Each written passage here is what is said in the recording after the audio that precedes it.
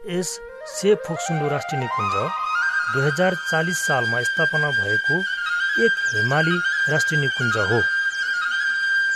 यो राष्ट्रिय निकुञ्ज डोल्पा र मुगु जिल्लामा अवस्थित छ भने यसले 3555 वर्ग किलोमिटर क्षेत्रफल ओगटेको छ। यस निकुञ्जमा रहेको से फोक्सुन्डो ताल नेपालमा मात्र नभई विश्वको परिचित तालको रूपमा रहेको छ।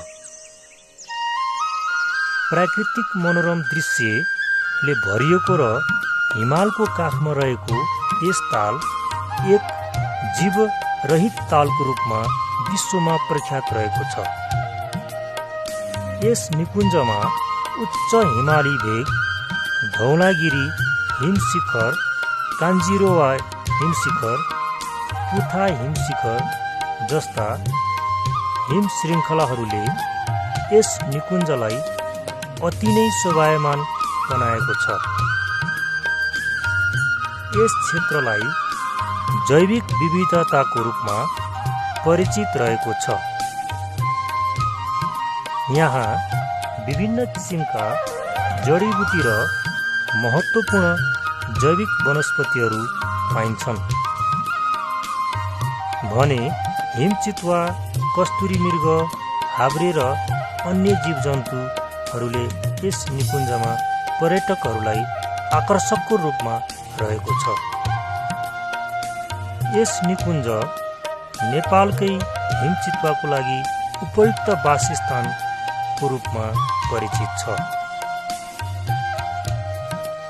यस निकुञ्जमा रहेको 11औं शताब्दीमा स्थापित से गुम्बा बौद्ध धर्मावलम्बीहरूको महत्त्वपूर्ण धार्मिक स्थलको रूपमा परिचित छ भने यस निकुञ्जको मध्यवर्ती क्षेत्रमा अवस्थित बाला त्रिपुरा सुन्दरी मन्दिर अर्को धार्मिक अति नै महत्त्वपूर्ण स्थानको रूपमा परिचित छ।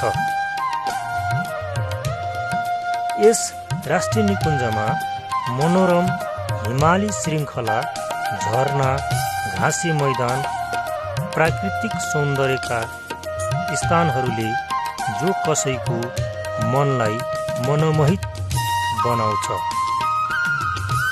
यस निकुञ्जमा आन्तरिक तथा बाह्य पर्यटकहरू धो, सालदङ हुँदै फोक्सुन्डोसम्म र दुनै, सन्दुवा, फोक्सुन्डोसम्म पथमार्गको रूपमा हिँड्न लालायित हुन्छन्।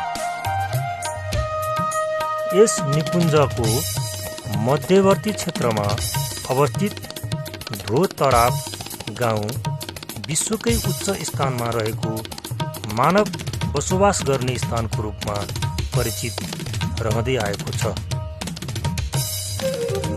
यस निकुञ्ज भौगोलिक रूपमा विकट भए तापनि यस स्थानमा रहेका ताल, जैविक विविधता र दुर्लभ वन्यजन्तु र मनोरम हिम श्रृङ्खला, मनोरम उच्च शिखरहरूले यस निकुञ्जलाई पर्यटकीय स्थानको रूपमा रहेको छ